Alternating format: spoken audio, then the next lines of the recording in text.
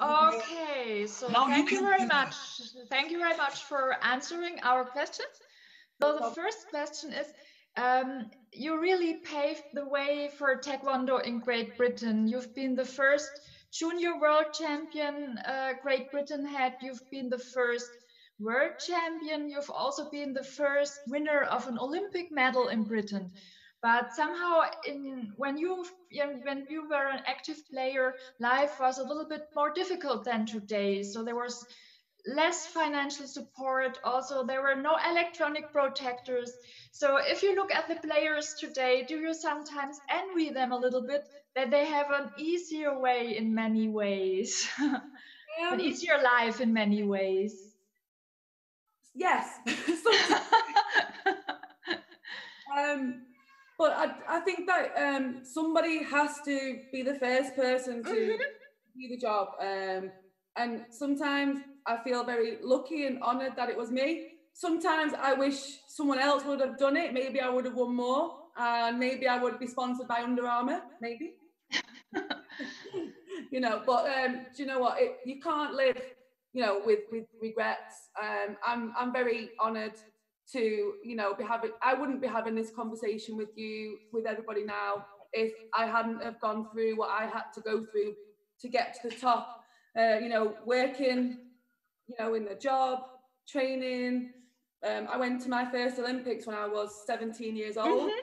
And that was the first competition that was free. So it was really confusing. After I won, I think, the 2001 World Championships, I was 18. I was the first person to win a World Championships in my country. And after that, we got more money to train. So Yeah. a little bit easier then. But only small, and it got bigger and bigger and bigger. So, yeah. So you won so many medals. So you won the two-time senior world champion, one-time junior world champion, 4 European championships, also many other medals. Which success do you cherish most? What makes you most proud? So it's a really difficult question. There's, as you said, there are so many that made me really proud. Even just going back to winning the Junior World Championships, that was like such a big thing for our country because we were not very good. But I think actually one that sticks in my head the most was the most challenging time of my whole life. If you know more about me, you know that in 2011, my parents had cancer. So I had to help them, treat them, travel from Manchester to my hometown, train and try and win a world championships was absolutely crazy that I managed to actually do that. So that was, if anyone watches that final, you see me, like, the emotion was not just winning the medal. It was, oh, okay, I'm probably going to the Olympics now. I can relax and I can go home and look after my parents. I had like a real big punch of perspective on life. So I think that was one of the ones, I don't know if I feel proud of it, but it's one that it was so really memorable. You've been on the top level of your sport for 15 years. You've been to 4 Olympics, and many people thought, oh, maybe she could have gone to her 5th Olympics. But you quit after London Olympics. Was that a very difficult decision for you to quit high performance sport?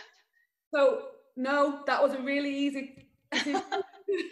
And I think I'm very lucky that it was an easy decision because many people don't get to choose when they retire that level. You either, maybe you don't win and you have to go, maybe you'll get injured, you have to stop. I made the choice. I've done enough. And I think when you are that successful, your life runs every 4 years because you are that good. Sorry, I don't mean to be saying that I'm really good, but it's every 4 years, and I think I didn't want to do 4 more years for 1 more day praying that I would get the gold this time, you know. So I actually retired the day after London. When I competed, the next morning, I said to my boss, I'm finished, thank you very much, bye. Yeah, no, it was an easy decision, but that doesn't mean that the transition was easy, because it isn't easy, you know, for athletes. And I actually, it was maybe only like 2 years ago when I actually came to terms with how not being an athlete anymore. Yeah. Because you have children and then they don't care who you are, what you've achieved, you know, they don't care about anything. They just want everything from you. And I think I was after 33 years of only having me to look after, and then having, you know, a child, it was quite a shock. But I feel like I'm always changing my jobs or positions or roles, and I actually thought that was a bad thing, that I was searching for something. And it was only like 2 years ago when I realized that that's okay, because I just want to take all the opportunities and keep changing, and I've accepted that I'm always going to do that. I'm never going to have a real job. Yeah, that was also one of my questions. What would you say is your main job now? You've also been a coach. You also quit that. Maybe that was also difficult to say. I will not be a coach anymore. So what is your main profession now? What would you say is your main profession now? I think if I just go back to the coaching side first, that was a difficult decision. And if you notice in today's world, there isn't a lot of female coaches. Yeah, right. Female presidents, because I had children, and my mindset is, oh, I need to be 100%. And I can't travel all over the world and be the best mum. So that, and there wasn't an option to maybe do 3 days or maybe only go to 5 competitions. There was no option to do that. Yeah. So, and I think that isn't anybody's fault, but I feel that needs to change. I really do. You know, maybe I can still give 100%, but just 3 days. I don't have to be 5 days. Yeah, you know, right. I think this world, you know, it understands that, especially in our sport. I've spoke to lots of female athletes. One of your own, Helena, she said the same thing. She wants to coach, she wants to give back, but she can't give 100%, so there's no place, which is but what I'm doing now, what am I doing now? Okay. So obviously a mum, 2 small children, they're still quite young. President of British Taekwondo, which is actually more important than what it is, actually. I don't do any of the hard work, which is great. Yeah, that was also a question. What are you doing as president of British Taekwondo? It's changed a little bit, which is really good. So now we have a CEO, Mr. Leaf. You probably know Ian from a long time ago, and he's doing such an incredible job. And the president's role now is more just kind of the presence, the international relationship, domestic relationships, and just maybe just being a good representative of our country, you know. And I can do all that kind of work, all the politics and male chauvinists. Sorry, but it's a very, very male-dominated area, and it's been quite a difficult time. And I'm really lucky that I've had lots of support from like UK Sport in England. They put me on a international relations like course with all other ex-athletes in these, you know, positions in all different sports. So that has been really good, and I've gained a lot more confidence, and I feel like I'm in positions now that people are recognizing me, that I'm in, you know, I've got something important to say. I'm not just there to have a holiday and get drunk. You know, and a lot of people they're not there for any other reason than the self, you know, and that's just not me. So I think it takes time, but I'm enjoying it now. I am enjoying it.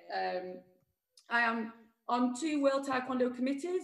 So I chair one committee. I have no idea how to do that in the first place, but I feel like it's going okay. a vice chair of another committee. So I'm just learning so much. It's great. You know, it's difficult because it's a world that I'm not used to. But it's just one part that, you know, I'm really grabbing hold of. And I just want to, you know, get more females involved in those positions. And the first thing is, if you don't see women in those roles, you don't think that you can do it. Right.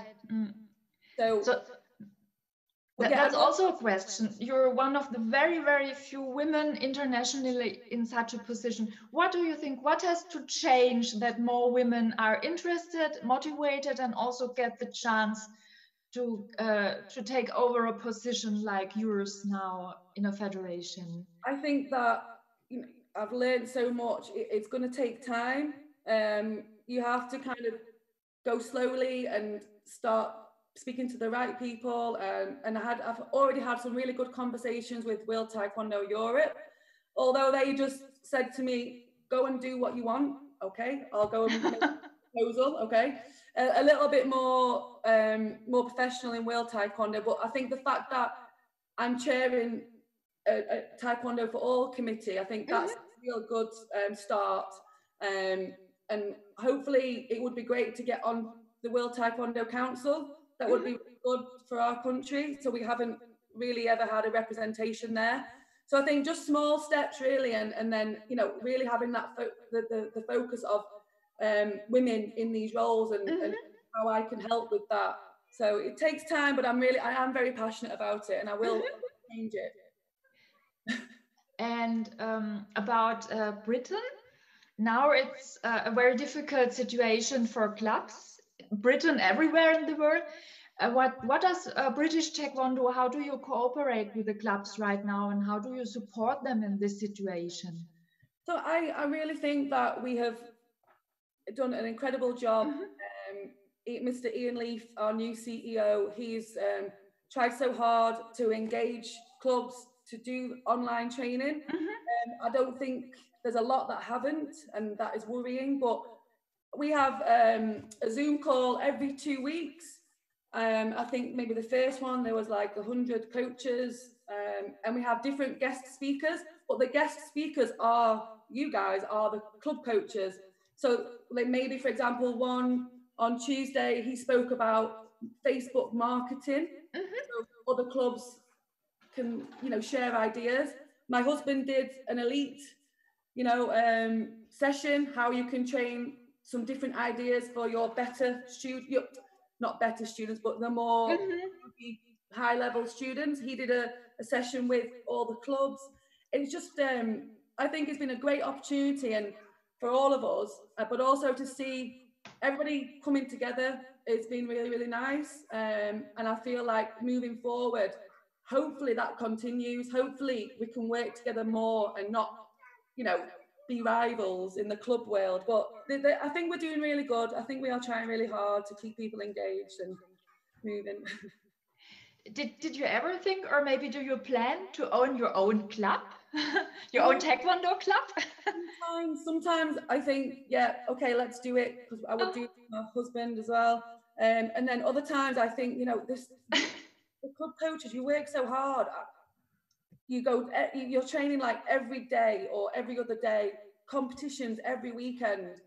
I don't know if I want to do that. I feel like maybe I can help clubs or help, maybe not be in the middle of it, but just be outside and just help dip in and out.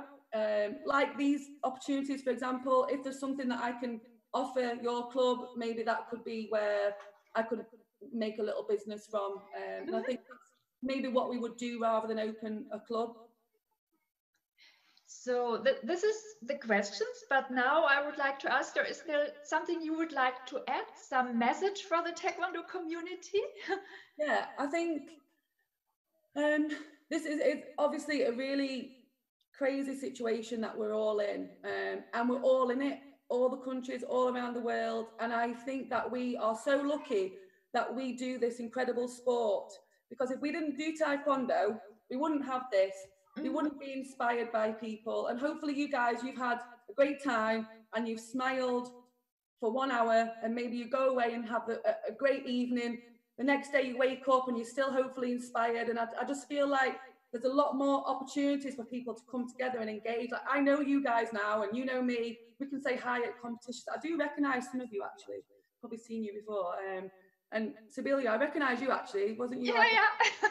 Years with the German team. But yeah, you guys say, if you see me, just come and say hi. We'll have conversations, and that's one positive. There's so many positives, you know, from unless you are ill and have COVID-19, like, we have to take every single positive that we can.